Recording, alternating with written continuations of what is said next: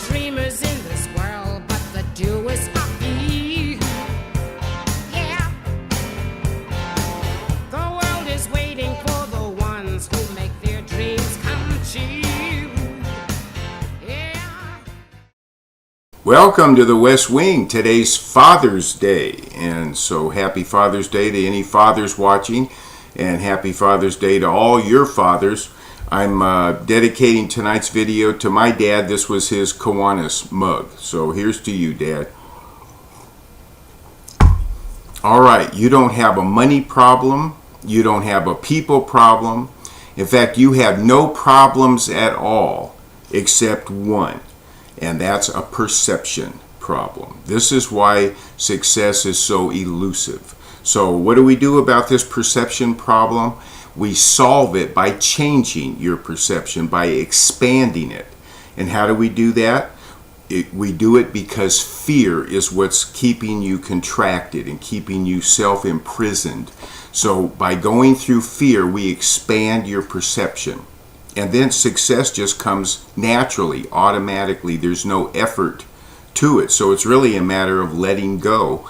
And that's what we're going to do and look at some more tonight with a real neat technique that I've been working on quite a bit lately. And I think you'll find it helpful. All right.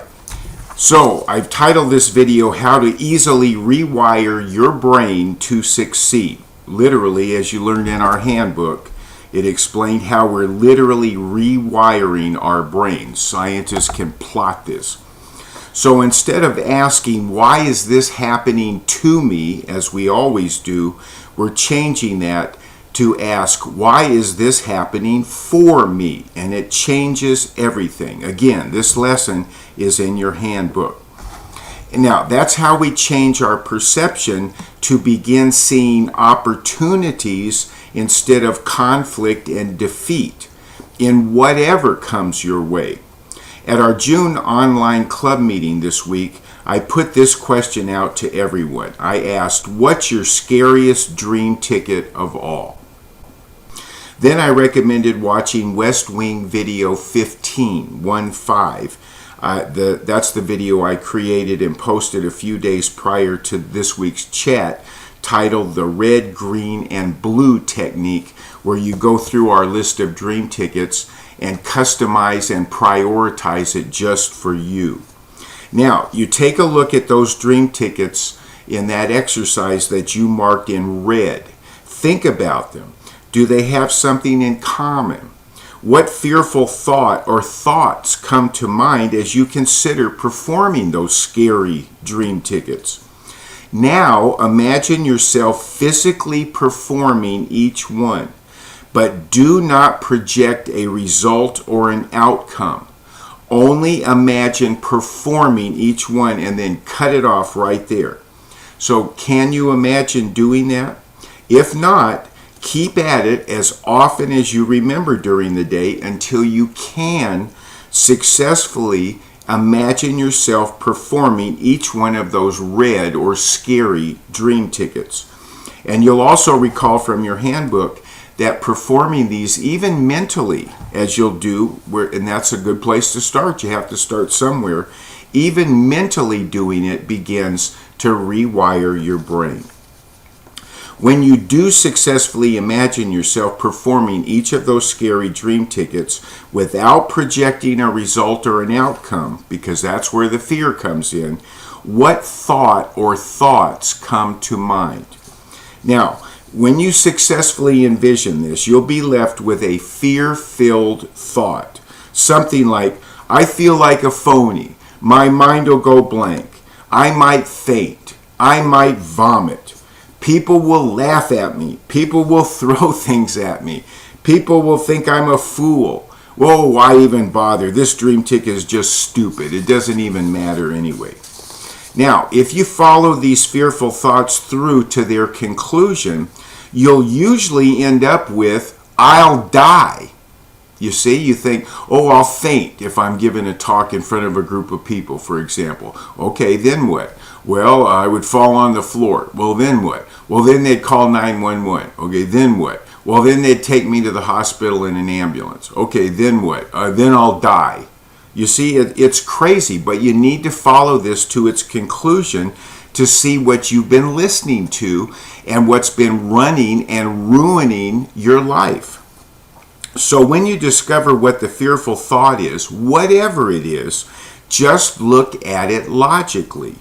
These are the most important and the most powerful dream tickets for you, the ones that scare you. The reason is they focus a spotlight directly upon the real problem, and that is that your own mind is lying to you with fear thoughts. So again, whatever the thought is, apply Dream Tickets 17 and 35. Say, so what? And then proceed while being afraid. And after working it all through mentally this way, you'll find yourself successfully and magically, believe me, it'll feel magical, physically performing that dream ticket sooner rather than later. And you just freed yourself from your own self-made prison.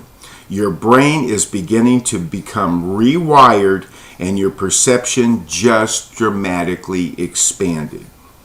Leon Blum, the 3-time Prime Minister of France, said, "The free man is he who does not fear to go to the end of his thought."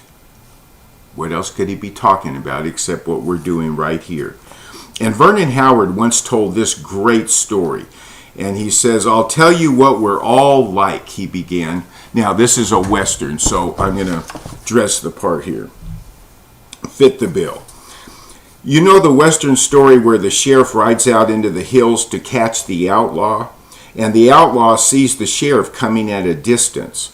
And the whole movie, our whole lives, he said, the whole movie is taken up with how the sheriff pursues the outlaw and the little tricks that the outlaw plays to elude the sheriff, riding in circles, playing all kinds of fantastic little tricks to throw the sheriff off the trail. Until after 90 minutes of the movie, and maybe years in the actual condition of your life, the outlaw sits down somewhere and he begins to think, it just isn't worth running anymore. This is freedom. The physical body is free. Of course the outlaw is free physically. He can go north, east, south, or west. He's free, but he's not free. Something is chasing him. Something that is relentless. Something that won't stop until he gets tired of running. And you know what happens next? He finally admits to himself the futility of depending upon his own tricky devices to elude and escape the sheriff. He cannot escape, and neither can you, Vernon Howard said. Now in the story, the outlaw finally sits down, and he sees that it's no life at all. So he just sits down by his campfire, and the sheriff comes riding down.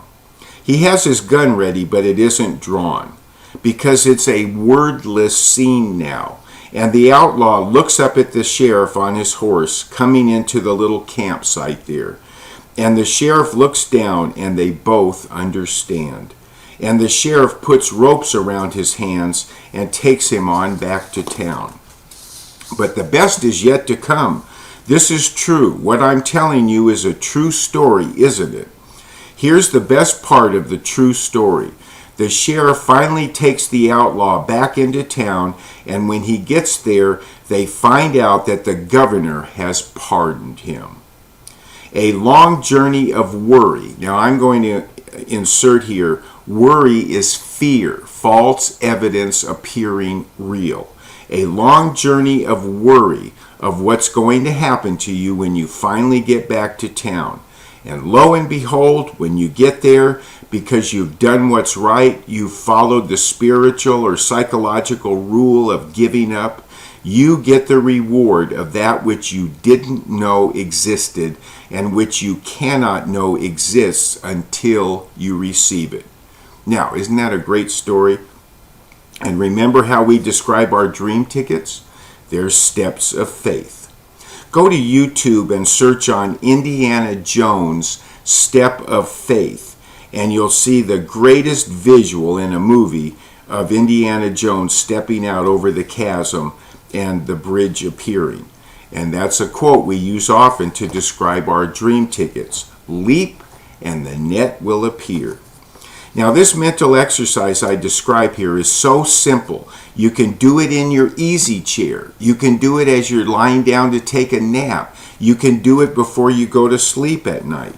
But so many people who say they want their life to improve, who say they want to live their dream, just will not do this simple mental exercise. They cave into fear, which is just an illusion and a lie. Not many can admit their fears, but those who can lead a fulfilling life of happiness, knowing they hide nothing and need not to. And the only reason why most never do this has to be fear. What else can it be? General Stonewall Jackson said, "Never take counsel of your fears." And Julius Caesar wrote, "He has not learned the lesson of life who does not every day surmount a fear." See what they're talking about? Now you know what to do about that. So it's either see through your fears in this way, or as French writer and scholar Michel Montaigne put it, he who fears he will suffer already suffers because of his fear. So stop running from the sheriff. Stop suffering. And I received this in an email from Don Green, the executive director of the Napoleon Hill Foundation, who sheds light on this truth in a way that I never heard expressed before. He said, "Doing the right thing is easy to do, but guess what? It is also easy not to do, which most people think little things don't matter. Well, the little things do matter and add up over a period of time and separate the excellent from the also ran group. Doing the right thing is easy to do, but guess what? It is also easy not to do, and that's why most people don't do it. So instead of asking, why is this happening to me, begin asking yourself, why is this happening for me?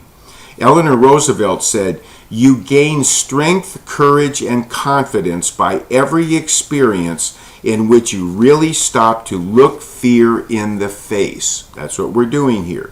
She says, "You must do the thing which you think you cannot do." So our dream tickets that scare you turn out to actually be the most beneficial of all for you.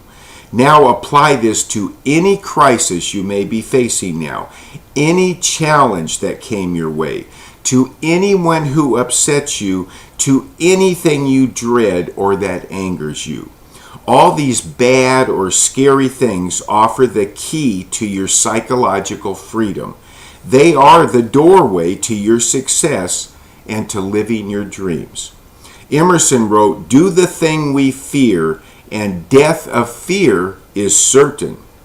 And Dr. Robert Schuller said, "If you listen to your fears, you'll die never knowing what a great person you might have been." Wow. See how your perception just expanded? Well, that's it for this time. Thanks for joining me. Stay in touch and let me know how this goes. Until then, onward and upward.